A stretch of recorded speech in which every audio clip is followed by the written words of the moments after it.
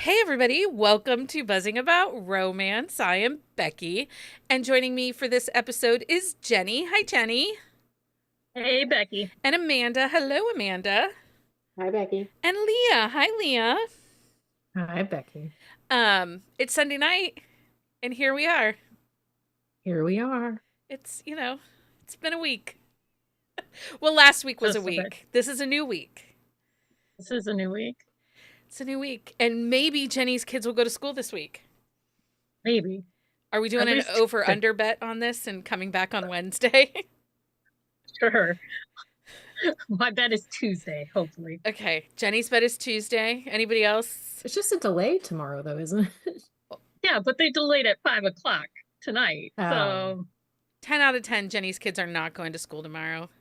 I think Yeah. Tuesday's questionable. I think we're more likely for a full day on Wednesday. That's my yeah. bet. Yeah, depending on how far they get, because the schools are in different locations in town. Yeah. Yeah. So Jenny's small town had the main gas line that provides natural gas into her town got ruptured. Something happened, bad things. They had to shut the gas off to the town. And so that was Thursday. Yes, it was Thursday. Thankfully, we have an electric hot water heater. Yeah. So we have hot water, just no heat, which it hasn't been below freezing. So No. It's Yeah, it hasn't doable. been crazy. Although it's supposed to snow here tomorrow. yeah, it's supposed to snow here too, but it's been bearable. But a lot of people don't have hot water either. So I mean, Jenny, Yeah. just, blankets. Just lots of blankets. It'll be exactly. fine. Okay. Anybody have anything exciting happen this weekend? No. Anybody? No, nothing? Okay. Did you have anything exciting happen this weekend? No, not this weekend. Tomorrow, Mike's birthday. He's gonna be 50. Oh yeah. Yeah. I figured out, like, it just dawns on me because it's a birthday. I have spent more than the majority of my life with him. Like, more than half my life has been with Oh, Mike yeah. Breyer. Like, You've hit that point. it's weird, right? I mean, It is good weird, but it's weird. Yeah. Yeah. So, anyway, I think we hit that point this year too, actually. yeah. I'm a lucky person. I mean, I like him, so it's good. I mean, most days I like him. I was I gonna was say. gonna say. Most of the I time. mean, a couple weeks ago we had to take the boy child to Detroit and we looped. You know how that goes, Jenny. Looping. Leah loves that so much. It's honestly, it's my favorite thing, but like Becky and Mike like snipe at each other the entire time we're looping. Yeah. So it's like I mean, added that's joy. every ride. with That's Becky every and car ride with Mike. Becky Well, and Mike. It's worse than the looping, Oh, I but the mean, looping is delightful. Leah just likes waving to random strangers. And all Amanda is thinking is, I mean, I do. will be renting a car when I and if come visit you. That's what Amanda's saying. I always rent a car. Um, No looping for Amanda. no, she wants to be able to leave. right? She wants to get away from us. I'm done. She can loop on her own. It's just not as much fun. No, nothing exciting here. Nothing book world exciting. I mean, I know there's stuff happening, but I do want to bring up real quick before we go any farther. So we all have seen all the garbage in the world happening right now, and we do know that museums and libraries, not just federally, but in some states, are under fire and at risk of losing funding. So I do want to just take one quick minute to encourage you, if you haven't. Libraries are so important to communities, to us as bookish people, to authors, to readers, but even just to your community as a whole. So if you haven't, Alas, third place. right, if you haven't emailed your congressmen, your senators, make sure you are doing that. I know here in Ohio, if you're listening and you're in Ohio, many of the local libraries have started campaigns to email our local and state representatives because the state of Ohio is trying to defund our library system Yeah, they want to give a a flat rate instead of like based on taxes. right, and the libraries that are going to suffer the most are the rural small town libraries. They will just basically go under, and we'll have like 6 library systems, and they'll be the large cities that can afford to keep them. And even then, they won't be able to afford to do the outreach and the things that they do. So, but that being said, earlier today, it was announced that 4 of the big 5 publishers issued a statement to the legislator and to the president, begging them to leave libraries and museums alone. Say, calling on the importance of libraries to communities and books and stuff. But one of the big 5 did not sign this letter that was issued. Want to guess who it was? Anybody? I was like, are you going to tell us? That's what my immediate thought was when you said. I think you only need one guess. It's HarperCollins. HarperCollins, because it's owned by Rupert Murdoch. He's the only one that didn't sign. Shocker. So, 4 of the 5, even the most problematic ones, like Penguin Random House, Macmillan, they all signed. Yep. Rupert Murdoch and HarperCollins did not. So at this time, I'm not asking anyone to blame. This was not the authors. This was not the publicist. This is not the editors at HarperCollins that are not asking people to leave libraries and museums alone, right? This is their C-suite. This is their corporate stooges, their owners. It's those people. So no one's calling for a boycott. No one is saying we're not going to support HarperCollins, because the authors at HarperCollins, because that's Harlequin. Yeah. That's Canary Street. Yep. That's Avon. So it's quite a large group that HarperCollins owns. But, they're the only ones that didn't sign this to say, hey, please unhand our libraries. So just something to keep in mind. But again, if you are a reader, make sure you find out what your local legislator and then what your federal representatives are doing as far as libraries and museums, because it's like they just want people to stay stupid. That's exactly what they want. So, yep, we can still read the authors from HarperCollins, like Bonnie says, and dislike the owner and the C-suite for their lack of backbone and care for libraries. So, unfortunately, that's America, right? You gotta. Yeah. Anyway, so at this point, I will step down off my soapbox for this minute, but we probably are going to each week be reminding you to, do what you can to support your local libraries. Make sure you're reaching out to your representatives to make sure that your voice is heard for libraries. I think libraries are, they're fundamental, right? Well, Yes. Inherently, that is where we all started our love of books, really. Right. Yes, our parents gave us that, but getting the books from my school library was the highlight of my week. I was a library kid. I loved riding my bike down to the library. I have so many joyful memories of the library.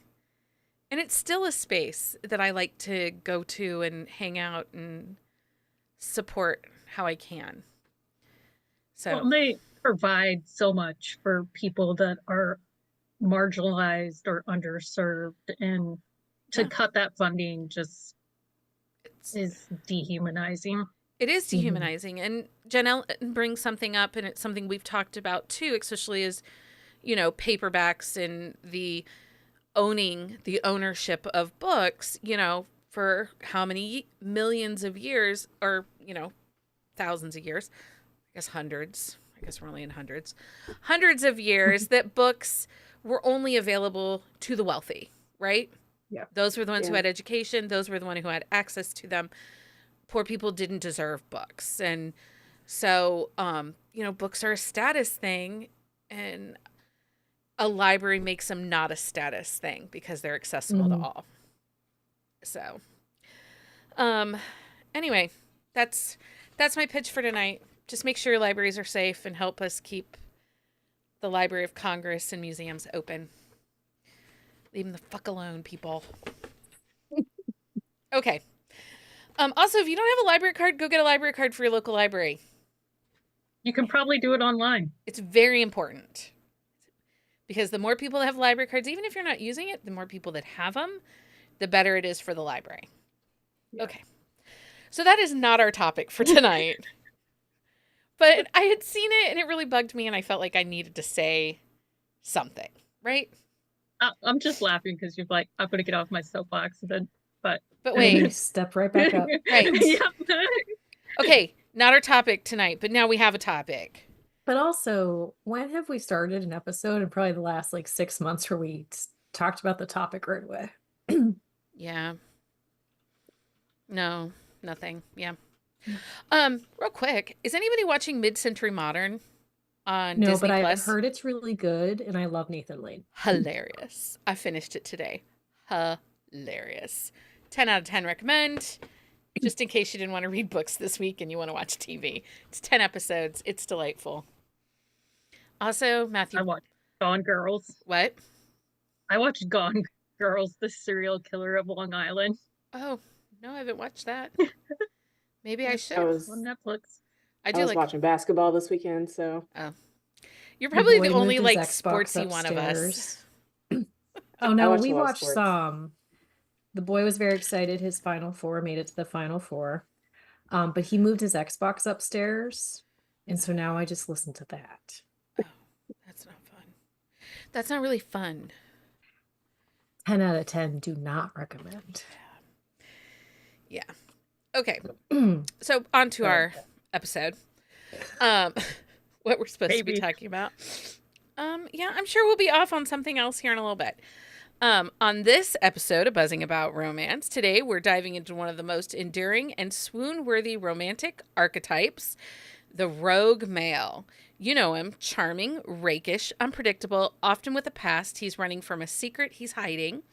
Whether he's a historical rake, a reformed bad boy, or a morally gray loner with a heart of gold, the rogue is a staple across all subgenres of romance.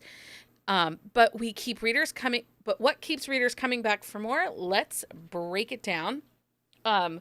Before we go into all of our discussion, who wants to define the rogue archetype? I gave you a definition. I will read it. Okay. The rogue archetype is a charming, rebellious, and often morally ambiguous male character who operates outside the rules of society, relationships, or both. He's a seductive rule breaker with a hidden heart, usually driven by a complicated past or a need for freedom. Sometimes he's just a dick also. While he may resist emotional attachment, he often finds himself undone by love.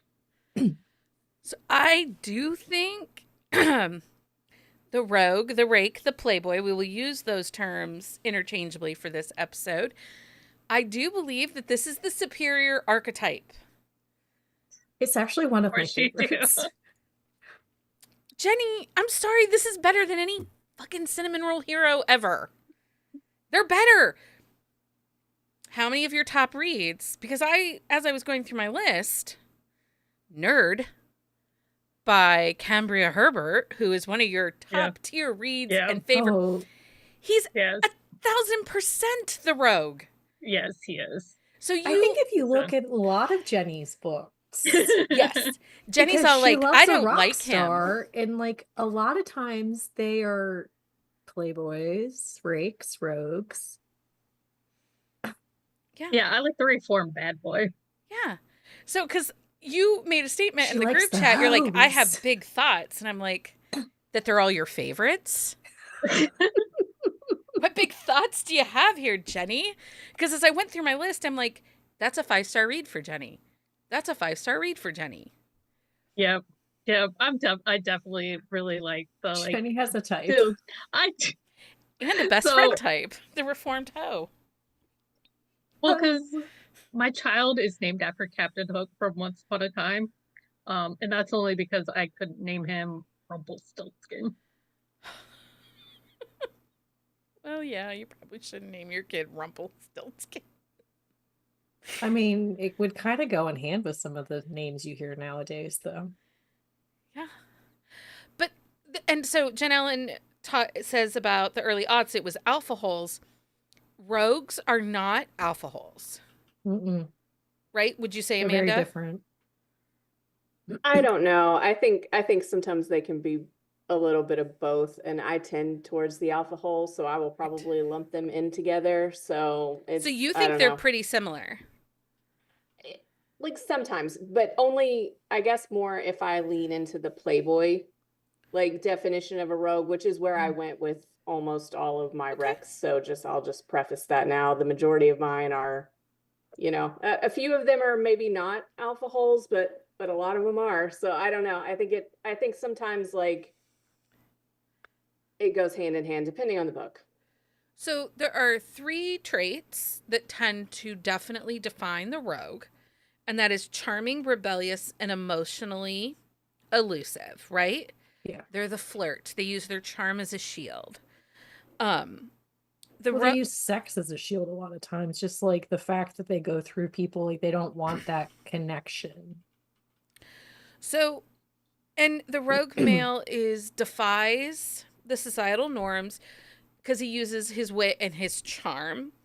And I think that we tend to find within the rogue and that they kind of champion the underdog a little bit too. That's what tends to make them just that next little bit of level, right? It's one of their redeeming qualities.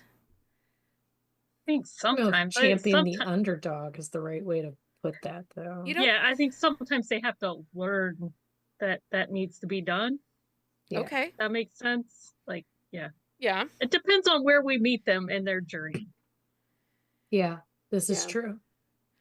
So this is probably not gonna. So Amanda, correct me if I'm wrong.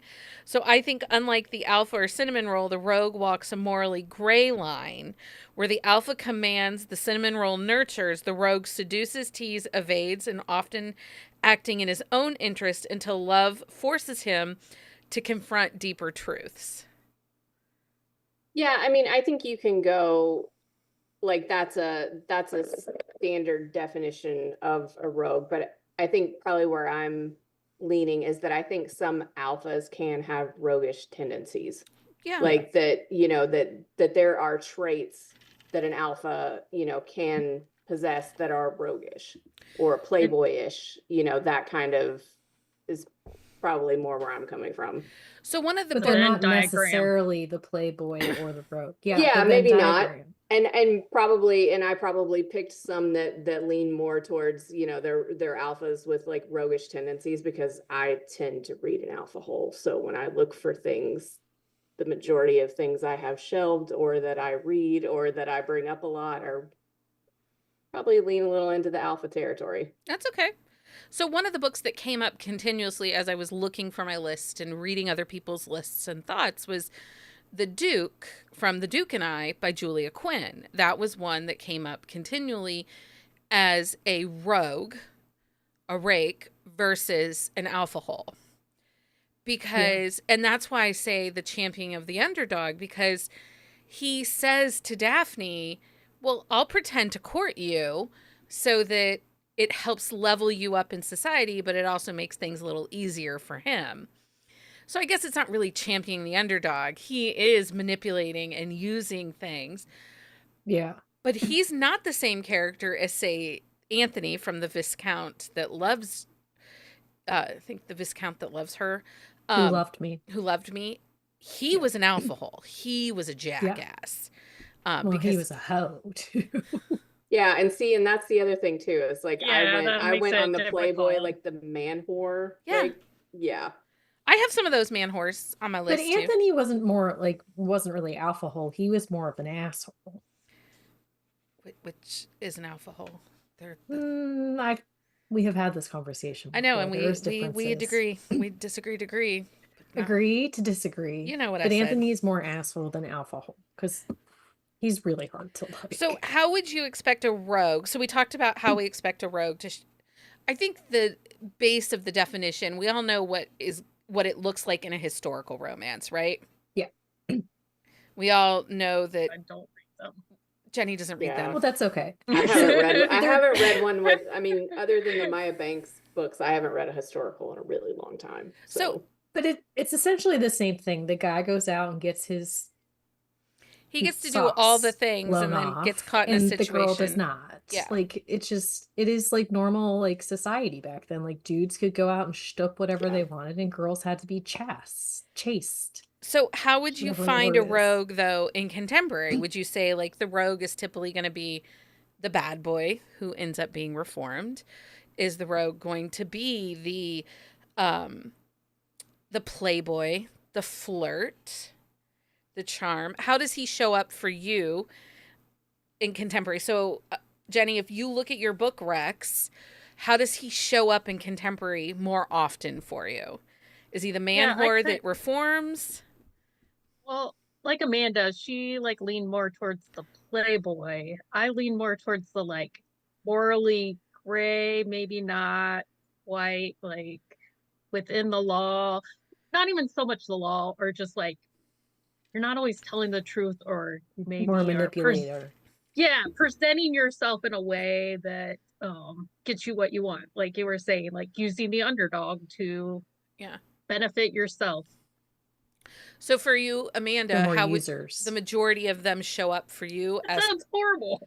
It does. It really does. Are they more playboy, over the top flirter, charmer, or No, they're more like playboy, man whore, doesn't believe in love until they, that's meet the special person, or they've been pining for the special person and just sleeping around until it happened for them, But don't you think I think that's a really great microtrope, is that it's always been her, or then they're hoes only with you. Not. So who cares? No, I Let it go, Leah. No, I mean, I think only really one of mine is like a pining female. I mean, not that they don't pine, but they're also off doing their own thing. I think I only have one that's maybe like more on the inexperienced side. But so what about for you, Leah? How in contemporary, how do they tend to show up? I think it depends, because honestly, when you think rogue, you think historical. Like, it's hard to create that comparison, because when I'm in the contemporary world, rogue and rake are not really words that I associate with it. And so it is more the playboy, the player, the user, the man whore, because like I feel like rogue is such an antiquated word so I don't typically use it in the contemporary side at all. So question, can he be inexperienced or less experienced sexually and still be a rogue or a rake? Or does he have to have like a higher level of sexual interactions in order to have that persona? I think a lot of it's how they but I don't have any that are not. I think it's how they present themselves, though. Yeah. Also. Yes, because I have Pure Country by Kelly Fox. It was my book of the week a few weeks ago. Yeah. And it's male, but rowdy. Like, everyone thinks he's sleeping around and doing hookups all the time.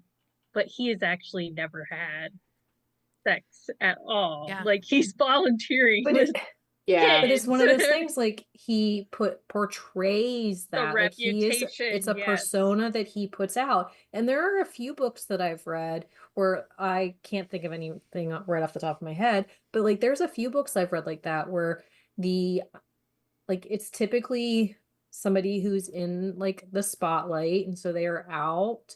Well, in Dr. Playboy by Jay Salmon, like he's constantly photographed with women, but he actually is not sleeping with them. He takes them home and then drops them off and leaves. But he is perpetuating this stereotype for himself when he's actually not that. So like he is not the playboy, rogue, rake, but people see him as that because that's what they want them to see. Yeah. I think that's typical in like a rock star too. Like you'll see that in rock star sports. Yeah. You'll see a lot of that where they put out this persona for the public. Because it made me think of Mr. Heartbreaker by Piper Rain. Yeah. He has this persona of being this heartbreaker, this over the top, flirtatious, charismatic guy, But that's not actually who he is. Yeah. He has a lot more, he just lets the world believe that.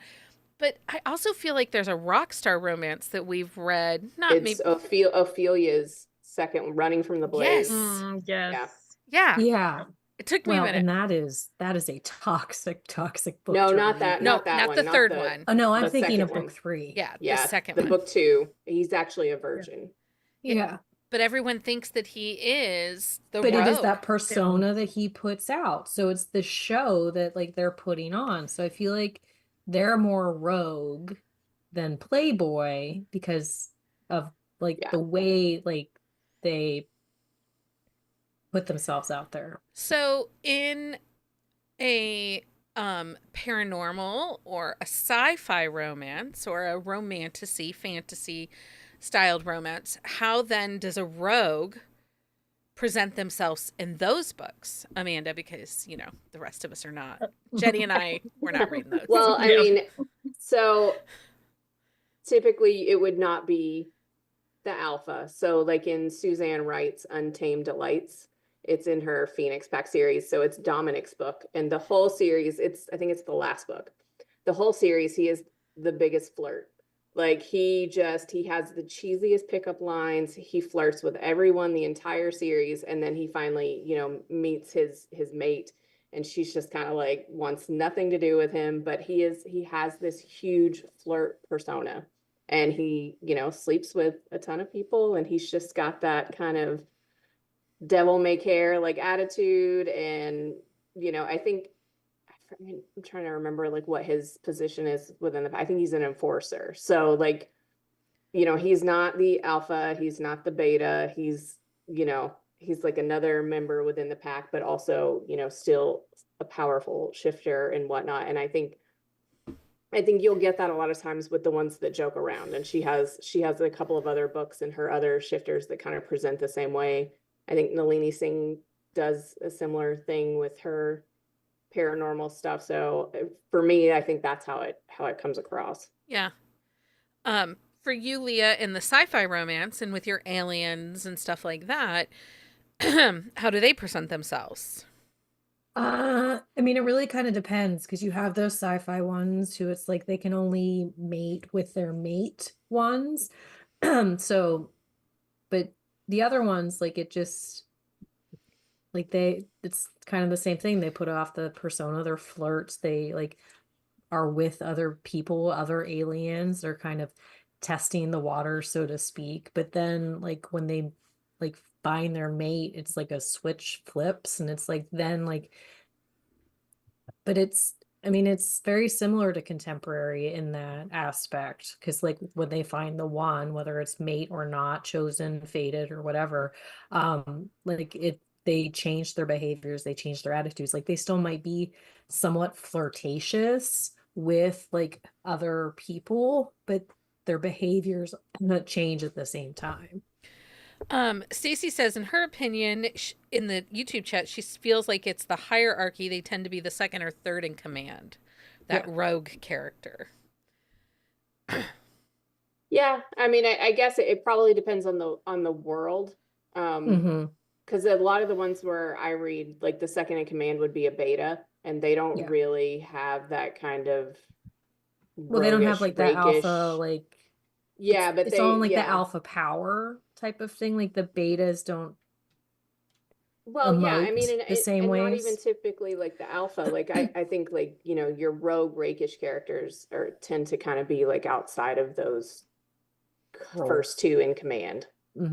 Just for what I've read. And every paranormal has its own world. Yeah. Well, and every author can interpret a character or an archetype very differently. And, like when we did the femme fatale and Lindsay was like, to me, the femme fatales are the brother's best friend where Like the sister is the the little pursuer. sisters, yeah. And I never thought about it like that. And now I can't unsee that. Yeah. I'm always Lindsay's good for that. Lindsay does She that to is us good for all that. the time. She really does. She makes us think about things that we never like considered. Right. But Like she's ranch. like, well, damn it, Jenni. Jenni. It's okay. I mean, it was right there. It was kind of right there. You didn't have to say it though. Redemption and vulnerability. Okay, so this is my question. Is redemption a requirement for a rogue to be lovable and for the HEA to be successful? Redemption from just in general, like his reputation. Okay. Well, I mean, you have to stop sleeping around to. That's I mean, true. and that's when I'm defining it. You know, when you're defining like a rogue or a playboy, is those people who sleep around. I mean, yeah, you need to stop sleeping around before I'm gonna buy you as my hero, and you're gonna get an HEA. But can he still be charming, charismatic? Like if your rogues tend to be more alpha hole, what does redemption look like for you for those types of characters in a book? Like for me, so Reed Rivers, I would say, is one that we probably both classify as a rogue who is an alpha hole. I had him on there and then I took him off. I'm not, because he's 100% an alpha hole. He is, but especially now reading the other Morgan books and reading Rockstar and how he behaves in that book, he has a reputation. He does. He is very much a playboy. And so like I waffled, like I'm sitting here like taking things off as we're talking about this because I wasn't sure but yeah, I mean I think he falls under both for me. He's definitely an alpha hole. He's definitely like a playboy. He's, So in the course of that book though, his redemption, it isn't just to Georgina. His redemption has to come to all the people that he has kind of, like, he has to apologize to Violet. He has to apologize to Dax. He has to apologize to Colin, to Fish. Like, Reed fucks up a lot in that book. But I think it depends that series. I think it depends on the character and like the arc created. Like, and where the damage hits. So in ones that are morally gray, Jenny, how does redemption look for them? Because do they become law-abiding? Or does it just mean... that's what I was going to say. Like, I don't need them to, like, now be a law-abiding citizen. They can still, like... They can still do their thing. Break the law. I mean, well, like a lot of times, just need to stop sleeping around. That's it. That's all I need. Like in a mafia book, like before, like the arranged marriage, the mafia, Don or Capos, like they'll be out diddling whoever. But then, like when the marriage happens, like, but they're not changing. Like they're still gonna kill people. They're still gonna like have their whorehouses or whatever, like bad like thing their faction of like mafia like is in charge of, but it's what they do with their heroine or hero in how that relationship is treated and cultivated, and I mean who they step on to get to the point where like if apologies are needed and necessary for them personally to grow and change. Leah, did you read Vicious Vows by Sarah Bale? That's the third or the fourth book, which is Odin. It's the Frozen sort of retelling. Yes, he's the stepdad. Like marries the mom, and while he's pursuing the daughter, with the mom, and then doing the daughter at the same time.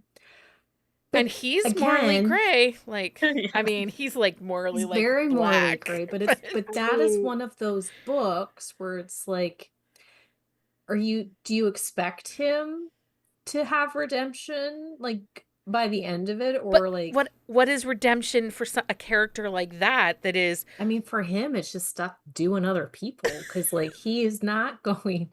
Like, he's not going to change. Like, dude is old. Dude is set in his ways. Dude wants revenge on things. Like, that is his goal. He gets all that. And he gets the girl. Which one is the girl? Oh, the daughter. With the stepdaughter. Okay. Elsie. The mother was, he's not gonna the mother was a means mother. to an end. She just... You know. But he had to sleep with her to make it seem real.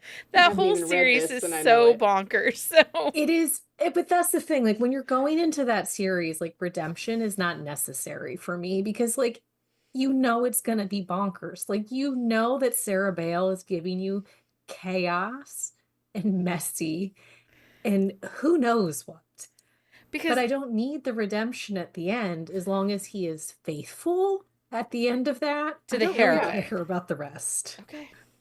Okay. But that is that type of world. Like for, say, like a small town, like Emma Chase has Getting Played. He is kind of a, like, it's Dean, I think it's Dean's book. They have a one night stand, she ends up pregnant. He's kind of a playboy, like plays in a band and they play out sometimes. It's not like he's like famous, he's just like a bar band type of thing. But you need the redemption of the actions in that type of story because of the way the book is written. Okay, Jenni, take your most morally gray hero, your playest of playboys. What would his redemption have to look like? Is it seriously just stop sleeping with everybody but her or him? Well, I think if they're morally them. gray, there has to be a little more like compassion in like how they're treating. Like they gotta be Like we have to feel sorry. Right. We have to give them. no, Okay. no, not for them. 'Cause Like I'm they like- have to. Like I think of Cruel Paradise by J.T. Geisinger, Killian Black. He's like you see him in a lot of her books, and then he finally gets his book, and he's stopping her from stealing stuff, but she's stealing diapers. Right. Like so, that's like okay. a truckload of diapers, not like a few Not a diapers. bag. Like, how many kids does she have? Like, why are we He stealing doesn't a truck have- of Why is she stealing the diapers? diapers? He is going to give the diapers to people that need them. Okay. So, all Oh, right. he so makes- she's like a Robin but Hood. there's vigilante? also She's other Robin Hood. things in the diapers, you know, because Oh, it's okay. mafia. Yes. But she doesn't know that. She just wants the diapers. So, So, like, but he makes sure the the but the diapers stuff get in the to the diapers place wasn't they need to. important. Right. But he makes sure the diapers get where they need to be instead of like, you know, just throwing away the diapers. Yeah. Like I need that little like a little bit of I need when to you're breaking the I need to law, remove the the little guy. extra from the diapers and then you can have them. Yeah. Yeah. So they work together. So yeah. Like again, the underdog gets help. Why he still gets what he wants. And this is off topic and something, but put a pin in it and we'll come back to it in another episode. But I saw someone on TikTok this week do a fan casting for a live action version of Robin Hood by Disney. And they gave their Dreamcast. I feel like we're going to need to do that, friends. I mean, I've already Okay. Because we I do think have a live I action think the version of Disney Robin Hood is like, well, really, even if we look at Kevin Yeah. Costner's Robin Hood, they're kind of the epitome of a rogue, a rake. They're a flirt. Yeah, he's kind of a hoe. Yeah. A rogue, you know, Until and then you throw in Marion that gets him. vigilante. Yeah. I mean, you're giving Yeah. him an extra layer of, Or a rake. He's a hoe. he's a hoe. Not a I rake. choke. Okay. Anyway, That's what we're gonna do. We should just do that. We should like pull out book Oh, we characters and should say, put is he a it. We hoe should or make a is he a rake? sticker with a hoe and a rake and be like, which is it? is he a hoe or a rake? I'm gonna write that down. I'm a team hoe. I don't know. Are you team rake or team hoe? I mean, I guess O would be the one I'm more familiar with. Yeah. Yes, because you don't read historical. So Oh Yeah. my gosh. the rakes, I mean, they're typically just historical. Again, it's that like kind of antiquated word. It's not. Yeah, but I like is it. at I the mean, same I time. wish we used it more. I mean, it sounds better than hoe, but you know. So as a reader, But hoe is so fun to say. But a rake could be more Stacey useful. said she's team rake. she's team rake. Hashtag team rake. Well, a rake is going to have more reach, like, right? A hoe's Yeah. a little more Yeah, but a hoe singly is like a one defined. and done type of thing. You dig it in, Yeah. you're good to go. But it's fair. But you can have big hoes and little. I mean, have you ever been hit by a hoe? I've been hit by a hoe. Multiple hoes have hit Yeah. me, but Unfortunately. also the yeah. garden tool. I mean, hoe. I've stepped on the hoe and have hit myself. Anyway, Which can also happen with a rake. right. I've never had it happen with a rake. I'm thinking leaf rake, not metal rake. Oh. Like a garden. I'm thinking garden rake Oh, with yeah, like that the was garden Oh, rakes. see, I was not like thinking like metal 5 rakes. legs. he's planting 5 seeds at a time. Yeah. Which, what did you call it the other The day? rake has more reach. I'm just saying. The live paste, or what did you call Yeah. it the other day, Jenni? Population God, paste. the Population paste. Team Rake has more population paste opportunities. Yeah, I mean, yeah. It does. I mean, the well was deeper back then too. You know, you had lots more. So many more. Oh my goodness. Oh. Okay. As readers, all I can see is Jenni's gonna have a picture with a hoe. Like she's gonna change her profile picture. Oh yes. To Jenni. We should totally do that. That would be so funny. Jen- American Gothic, but the hoes and rakes, no pitchforks. Oh, just hoes and rakes. Pitchforks, that's something completely different. Yeah, that's It a whole is. nother category. That's a whole other subgenre. Oh my gosh. Anyway. You're welcome, Stacy. Stacy says, thank you for making my Sunday end with laughs. You're welcome. All these people, it's like gardening season here in North America. All these people are going to be going into the Home Depot going, I cannot look at gardening tools the same. Oh my gosh. Anyway. Okay. Team Rake or Team Hoe? As readers, why do we love the rakes? The hoes I mean, I think we just explained why. We have to use different words now because I can't. Ooh. I just can't. What makes this archetype so irresistible to readers? They're just spreading the love. I know. That's exactly what I was gonna say.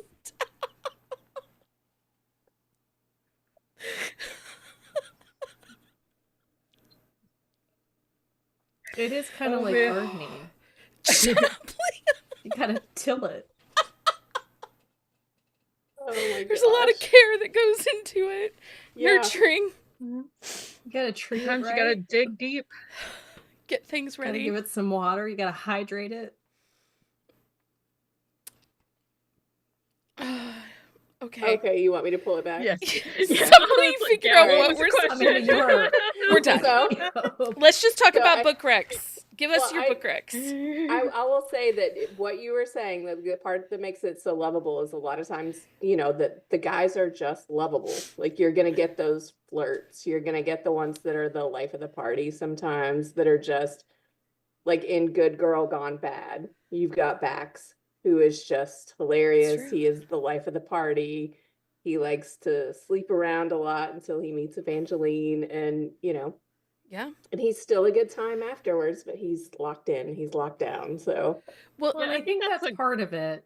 Like Yeah. with those types of characters, though, like they are young and yeah, making decisions, and it's like, but when they do meet their person, like it's not that their personality changes; they just adapt. yeah, what were you going to say, Jenni? Yeah, that they are a likable person just because Mhm. they have like something that's considered a negative trait about them. Like Yeah. the reason they are able to pull that off is because people like them. Yeah. Do you think it's harder to do this archetype in contemporary, to do it well?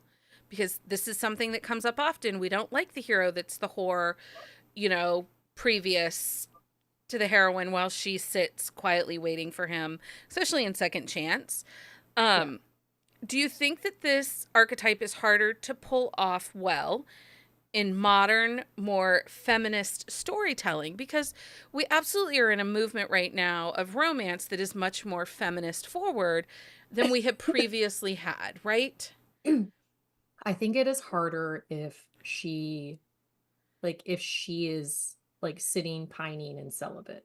I don't think that people really have issue with it because it's all falls to the stereotype where like dudes can be hoes and girls can't be a slut. Like, and I think that is part of it. Like, but if they have that feminist, like sex positive heroine, you don't really blink when the guy is also the Yeah. same. What do you think, And I Jenni? think that's a Yeah, big part think- of it. I think there has to be like a meeting in A the middle. balance. Like they're not both like out with multiple people every night. Like Yeah. there's some kind of like they're dating. And Mhm. yeah, it's What about when you have the matchup? Because one of my first book is Consider Me by Becca Mack. She's as flirtatious and as over the top as he is. And they like come together. Yeah. And there's lots of back and forth, like I like that.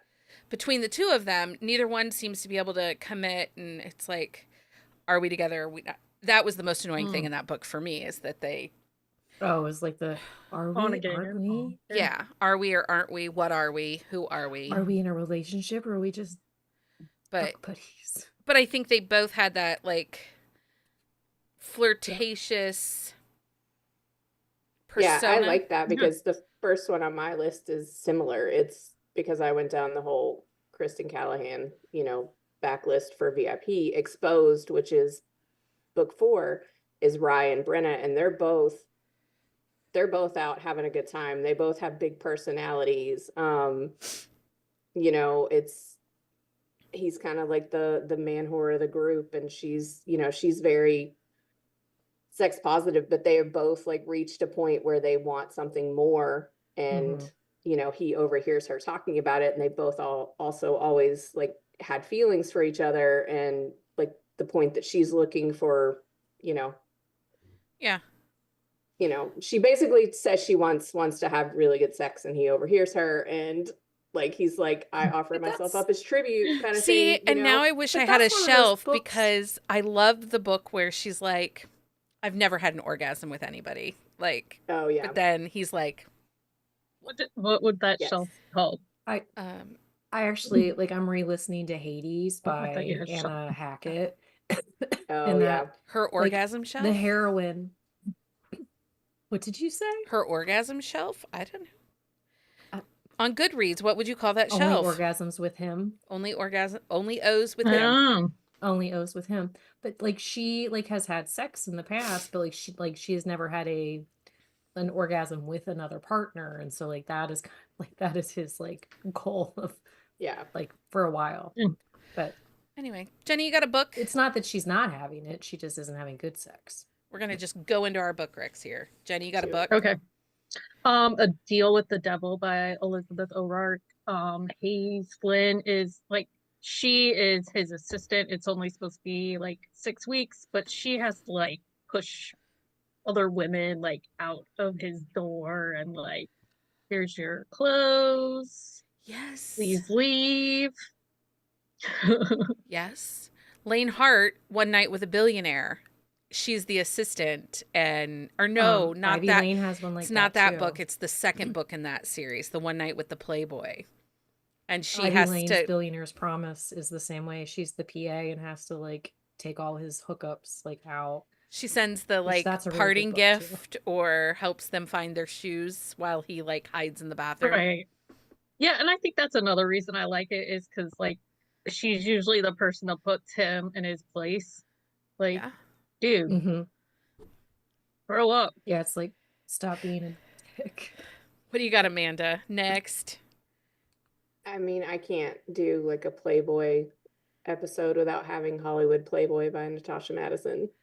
That's a good one. So, yeah. So, that's a good one. Tyler is the quintessential like actor kind of Playboy persona, and Jessica is, she's a press reporter, and they're kind of antagonistic relationship, and I don't know. I love that one so much. Like, there's such good banter. Don't you think with that one though, that's also one where it's a persona? He actually isn't so much out in the world. Yeah, he's not as Playboyish as everyone thinks. There's a whole backstory, which I won't say because it kind of spoils the book, on why everybody thinks he's this Playboy. But he's also in that profession. Like, he's an actor. He has so I think that one works like really expectation for it to be like that. What do you got, Leah? I have Reckless Miles by Claire Kingsley. This is Cooper's book. Cooper he's a lovable, goofy, like adorable character, and he meets Amelia and he is done for. Like, he's one of those ones where like you just have to love him, because he's just such a nice guy. And Amelia's a runaway bride, and like that whole like dynamic. So It's this just really one good. is in honor of Jenni, actually, because again, as I was going through my list, I'm like, these are Jenni's favorite books. And Richard Van Ryan from The Contract by Melanie Moreland. Oh yeah, that's a good one. I'm like, Yeah, as I'm like He is a good looking one. at my list, I'm like, Jenni? Well, have you read the amendment yet? No, I have not, because Oh. at this point, at the end of The Contract, I like him. I Yeah. am not wanting to murder him. Well, yeah.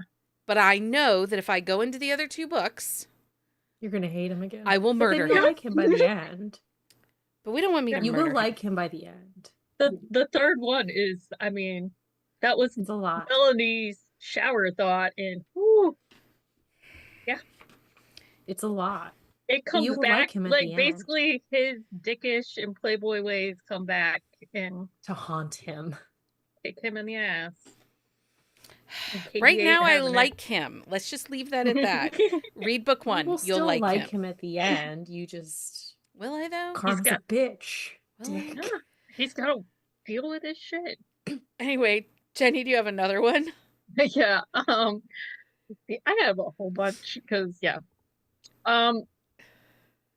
where'd it go? Didn't Expect You by Claudia Bergoa. This is Against All Odds, book number 2.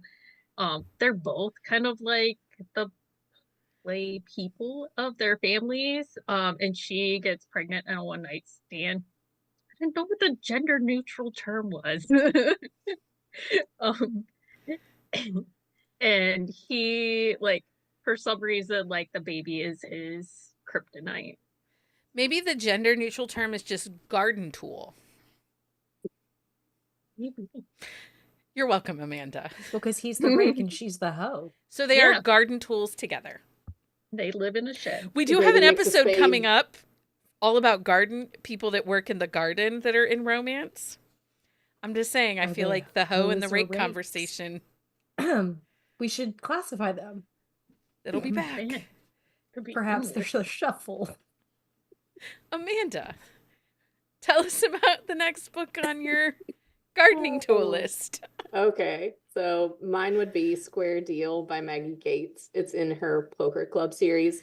So this is Isaac and Hannah Jane. Isaac is a billionaire. Hannah's the wedding planner. They meet at their friend's wedding.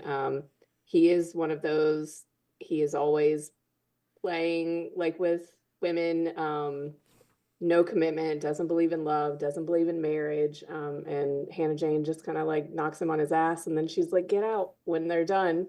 She's like, I don't want to see you again. So they're both like, I don't know, I like it when they're both just like out to get theirs and then kind of fall for each other. That's one of my favorite books in that series. So What do you got, Leah? I have Distraction by Aurora Rose Reynolds. This is Sven and Maggie's book. Sven is a hoe. Such a In hoe. every sense of the word. But then something happens. I cannot remember what it is. And like, Maggie comes to work with him in his hoe ways. Stop. Well, and doesn't he have to protect her from something, right? Yeah, he does eventually, but that comes like a little bit farther into the book. But like she comes like barreling into his office because of her sister. And like from the get-go, like he stops all the things, which I just really like that. when So, I was doing my searching, for Playboy Recs to see what I didn't have on my list, and Aurora Rose Reynolds, like the Until series, comes up so many Oh, times yeah. on so many I mean, lists. So I really- have that one on there. Like she has so many. I would say like 80% of Yeah. the heroes that she writes are hoes. Yeah. Yeah. But then they meet, then the boom happens. And then the boom and- happens. Yeah. And then they're done. And so apparently I have a type as well in my Yeah. books. I mean, not shocking. So this is a You recent don't need to read, say it like that. newer release, and we have a quick shot that's coming out when I get it edited. But The Deep End by Allie Hazelwood. I would say Liam is a playboy. Lucas? Or Lucas, is it sorry. Lucas? Lucas Is it Lucas? Yeah. I have Playboy, Liam. though?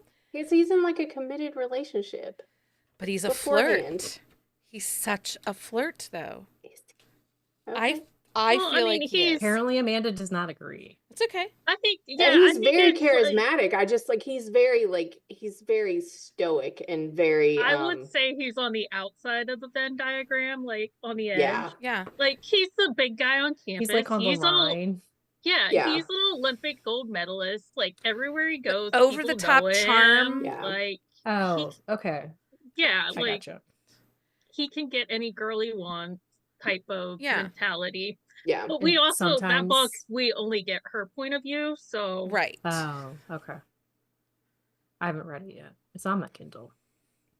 What do you got? that was my book of the week. So Okay. Well, you can mention it here in a little bit. What do you got, Jenny? Undertow by Ali Stiles. So he is like he got roped into drug trafficking and gets sent into like basically like take over this little town, and come to find out her family knows what he's doing. So they have to they fall in love and then kind of play both sides of the coin. Okay. Amanda, what do you got? Seeing Red by Bailey Hannah. It's book 2 in her Wells Ranch series. It's republishing this month actually, but I read it on Kindle before it went out. So Chase is kind of like, he gets around in the small town that they're in. Always has. He's pretty much slept with everybody in town except Cassidy. She works at the local bar and sees him pick up people on the regular, but he's always kind of had a thing for her. And then she decides like one night that she, needs to have a night, and then they have a baby, And she he is volunteers him as tribute. Yeah, he volunteers, himself as tribute. She has a hard time like agreeing with it, but yeah, it's that situation. But yeah, I like that one a lot. I think that's probably my favorite out of those 3. Amanda, did you read Done and Dusted by Lila Sage? I did not. Okay. It's a conversation for another day then. Because yeah, that hero is over the top charming, slept with everyone in town, Yeah. just feels, anyway. Jenny, no, Amanda, sorry. Or no, Leah. Amanda just No, that was mine. That was Leah. Amanda's. Now Leah. Sorry. So Everybody's I in the wrong have- place tonight. I'm just going to say this. Did our Yep, squares yep. move? Michael Yes, didn't they move did. us. So I'm very confused. Anyway. So my next one is The Billionaire Book Club by Max Monroe. This is Cap and Ruby's book. So Cap he's a hoe. We'll just say it. Everybody but knows it. Everybody knows it. He is not shy about it. And then he meets Ruby and decides that she is going to be the conquest. And so he creates this book club on like how to like have a relationship and things like that. Let me tell you, it blows up in his face epically. He has big grovel, but it's funny. It's nice. Like there's a lot of Thatch, and I really enjoy Thatch. Well, and Thatch is their hero that shows up all the time, right? Yeah. Yes. So He's everywhere. he's kind of a little bit of a man-ho himself. Well, he was a man-ho before he got married. Yeah. I actually had him on my list too, but like I like this book, like the way it plays out better than him and Cassie, because like you knew like from in book 1 that he and Cassie were gonna get together, so like it was kind of one of those things. But like with Cap, like when you first like meet him, like you don't think that he is ever going to settle down until you get to his book. Okay, so for me, If You Hate Me by Helena Hunting, it's book 1 in a Toronto Terror series. While I did not love the book because of cucumbers, that hero in that book is the epitome of the playboy, the rogue, the rake. Like, he and Flip, his best friend, have done all the things together. And and they whore themselves out, and they have never no found a shame, vagina they basically. didn't None. like, is really, Yeah. to be honest. But he does, and she like sticks his feet to the fire and forces, doesn't force him, but says, you can't be with me if you aren't. Yeah, like an ultimatum. Yeah.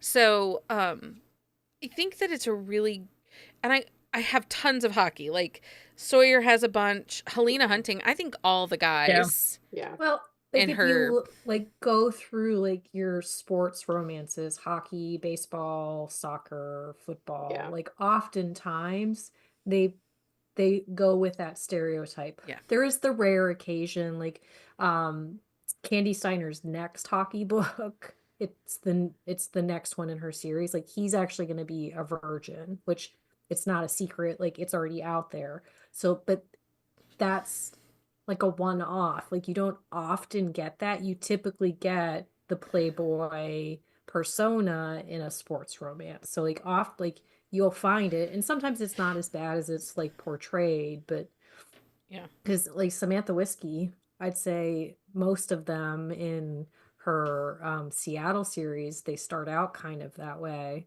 Yeah. Okay, last one. Jenny, what do you got?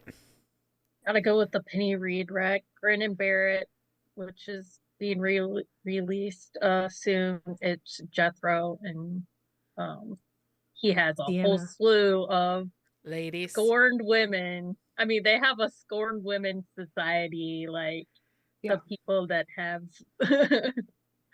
been He has torched by loved him. and ditched. Yes. That's so funny. Amanda, do you have one? So I had Hook, Line, and Sinker by Tessa Bailey. Like, I know not everybody here loves that book, but I did I like actually that had one. it on my list too. Okay, yeah. Fox is a man ho. Yeah. Every time he gets off the boat, he's going into town to find him It's some like his- lovin'. So Like he hits like solid ground, and then he goes gets yeah, laid. he's already got somebody lined up before he hits Yeah. the dock. So and then he and Yeah. Hannah are friends, obviously. They bond over music and other things, and like I like that book. I know not everybody loves it, but I did like that one a lot. So I actually like that book. I actually like that book you? better than the Okay. first one. oh, did you? Okay, I liked it maybe better than that's what book it was. one. Maybe I had it Book one backwards in was- my head. I mean, I don't Okay. Book love one them. was- They're not like the best Yeah. thing I've ever read, but if I had to Book pick one was between the not two, good. I liked book 2 better than book 1. Okay, maybe I had it backwards in my head, thinking you didn't like the second one for some reason. I think the characters were better in book Mhm. 2 than in book 1. Yeah, but he's definitely like that rogue rake playboy character. Okay. Well, and he like has zero cares about like the damage that he does to anybody Yeah. too. What do you got, Leah? My last one is Love to Hate You by Jessica Prince. It's in her Hope Valley series. Actually, a lot of the guys in Yes. that series could be their rogue rakes. Yeah, I had one on my list too. This one is Micah's story. He and the heroine, who I can't think of her name off the top of my head, it might be Scarlet. I think so. I think maybe, yeah. But they had a one night stand like previously, and then she moves to town, and it's the best sex of his life. Of course it is. But so like their relationship kind of like changes, but he is very much a one and done, like has slept with a bunch of people in town because they're all dirty hoes there. He thinks she's stalking him. It's hilarious. She thinks That's, he's stalking. Yeah. that's Yeah. one of my And favorites. she's a single mom, and I do like that series, and that one I didn't break up with her on that one. You didn't break up. I have so many, and I feel bad that we're not getting to all of them. We can always just do We a put 'em in the blog notes. post. Yeah, I can. Yeah. we can do notes or do a couple listicles over on the website. Mhm. Yeah, we're gonna have to, because I have like a whole bunch of like reformed ones that we didn't even talk about. Yeah. Okay, so I'm gonna go with, I haven't talked about him in a while, so I'm just gonna go with Wild by Yes. Sawyer Bennett. I wondered I if you were knew gonna it. bring him up tonight. I'm trying not to be like, I have to talk about Wild all the time, But but he I is, saw though. Bane He's was on your such a, list. I was surprised I didn't see Wild on there too. he's on there. He's there. He is he was like one of my first thoughts for this episode. So I mean, I get it. He's so charismatic. He is so charming. We actually don't know much about his history previous to Clark. Like everybody just says, "Oh, he's always a good time. He's always the flirt." He's not in a relationship. He's still a young guy, but he just so flirtatious and He's charismatic. kind of an enigma though, because you don't really know like Yeah. Well, if and he's as bad. I mean, you find out, but he takes his pockets and pockets full of charm and like literally like throws them at Clark, and she just keeps rejecting it. And I love that. I love that he's forced to show, you know, all of that.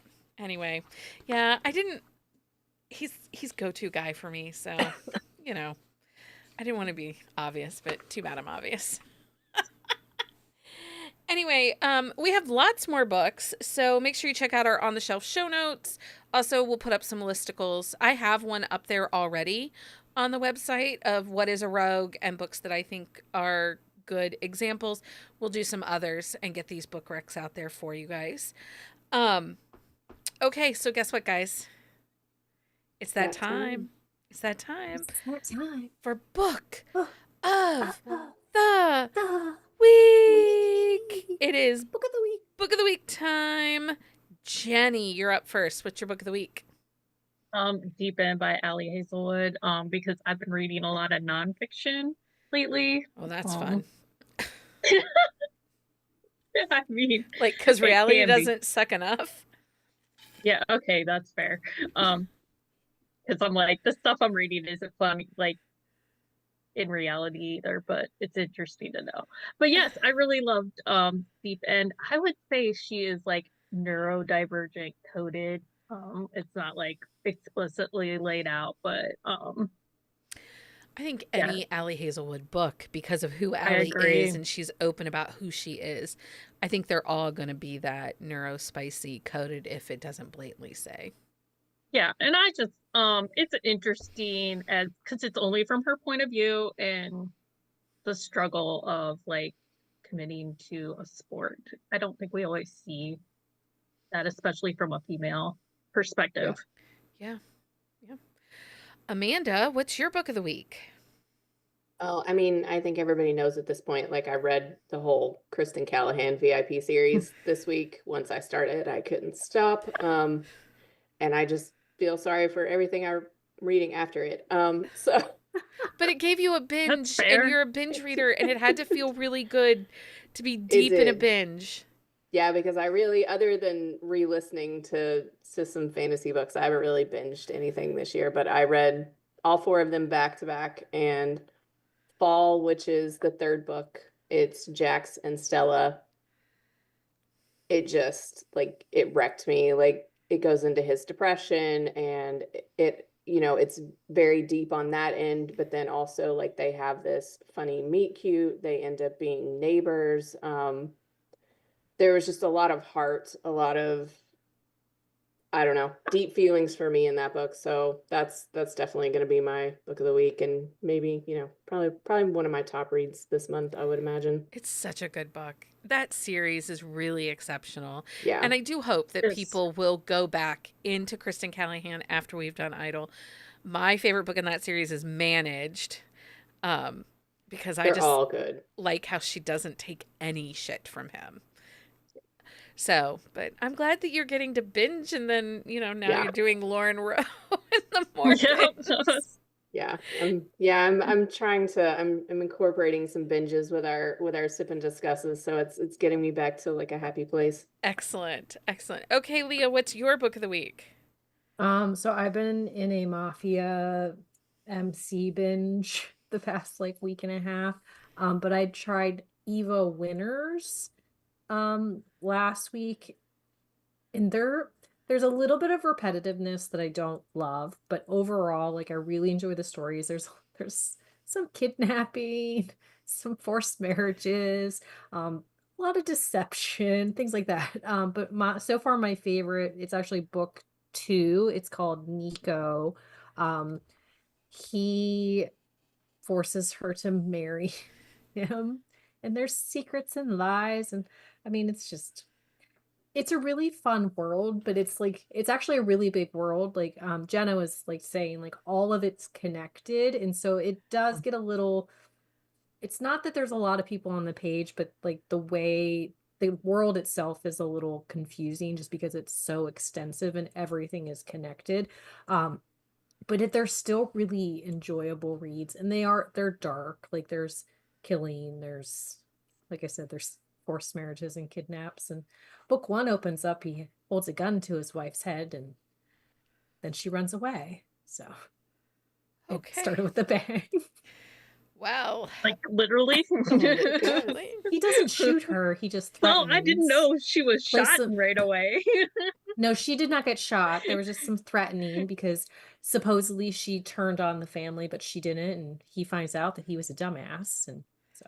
Oh, I mean. And it's a secret baby because she ran away when she was pregnant. Oh, okay. It's delightful. I mean, I'm not gonna lie, it makes me want to read it. So. They're really good, and like they're not super long. I mean, I guess they are long. This, like Luca, which is like one of them, it's 400 pages, but there's a lot going on in the book, so it doesn't seem that long. I think I read book one in her Twisted Rose series. It's the tattoo parlor, and I really enjoyed that. I really enjoyed it. So they're really good. Yeah, like they're intricate. Like there's a lot of detail in the world and like the way it plays they out. actually ride motorcycles. I actually started, just so we know, the motorcycle people actually rode motorcycles. That's a big deal for Jenni. The motorcycle people that I've been reading ride a lot of motorcycles. Now they are hoes also. Yes. Motorcycles are a big deal for Jenni. They're like the 1%er like series that I'm in. Like, yeah, they ride them and they get ridden. Okay. Okay. What's your book of the week? So before I actually say, I would like to apologize because I am very much afraid that I am going to butcher this last name, and I do not intend to. But a couple weeks ago, we did the episode about retellings versus fanfic. Mm-hmm. And I had asked for some recs over on Threads, and this book came up, and I was like, okay. And it spoke to me, and I tried it, and I loved it. And this is a new to me author, and I don't think this is someone that anyone has talked about. So the book is First Impressions of You by Gabriella Gracioso. And I'm not going to, what is the last? Guedes. There we go. We tried. It is an enemies to lovers, Pride and Prejudice retelling. The reason this book spoke to me so much is it takes place in and around theater. So like it totally spoke to the theater kid. The chemistry is really, really good. They are past theater kids and they're present in theater community, theater rehearsals, and it's emotional, and I don't know. The writing was really well done. I would say the writing is lush. Like it's descriptive, but it's not overly descriptive. Mm-hmm. It just feels every description was really vivid and felt really intentional. And it really just played into how these characters interact with each other and in the world. And, the pacing was really good and I think this might have been her first book. It's in Kindle Unlimited. I believe that she's a Brazilian author. It was exceptional, well done. I don't know. I was really excited about it, and I think there's a second book out in this series, and I will give it a try. But honestly, so if you're listening right now, one of the things is we have coming up is we're going to talk about books that we think quiet authors nobody's talking about, books we think are underrated. And this is one of those that I'm so glad whoever gave me the rec, if it was the author or somebody who had read her, gave me the rec, because, man, as a theater kid, it was just all my theater-loving heart needed in this moment. So anyway, that was First Impressions of You, and it's a really well-done Pride and Prejudice retelling. So 10 out of 10 recommend. Okay, Patreon update. We have some anniversaries for April. Holly has been a part of the Hive for the last 4 years. Suze R has been with us for 2 years. And Maya has been with us for 2 years. And Orla has been with us for 1 year. So thank you so much for being a part of Buzzing About Romance in our community. We appreciate all of you and all of your support. If you haven't been over to Patreon recently, I gave an update this week of kind of some things that have been happening in the background in my chaotic life for the last 6 months. And I kind of shared a little bit about like what's coming up schedule wise. We're going to do some things a little differently this summer. We will still have summer reading, and we will start getting that stuff together and out before Memorial Day, but we are going to take some breaks for some Wednesday episodes. And we'll have a few Sundays here and there off just because life. And some episodes might not be live streamed. We might record in advance and then just drop it into the podcast feed because, you know, life. Stuff is going on. Mine just... We do other things besides read. We really don't, Jenni. So, I know. Thanks. Pretend that we do. Okay. But, you know, it sucks, like, to have parents that are getting elderly. Like, having to care for... Yeah. Also, these freaking humans want to be cared for when they're sick and ill. Like, apparently it's not appropriate to tell your husband after major surgery to just rub some dirt in it and move on. Apparently that's insensitive. I don't know. So, there's that. Anyway, if you haven't, you can check that out. We have an announcement on our website, and I think it was in the newsletter this week, Leah? Yes, yeah. It was in the newsletter. It was in the newsletter this week. Okay, so Swag Pack sponsoring authors for April are Krista Sandor and Kaylee Ryan. Remember, Swag Packs go out every other month, so you will get this swag in your May pack.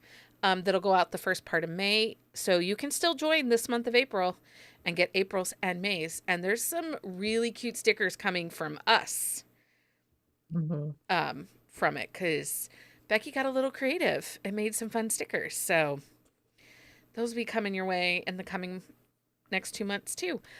Make sure you join us back here Wednesday for our discussion of Rockstar by Lauren Rowe.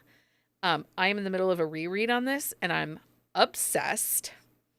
I forgot how much I love this world.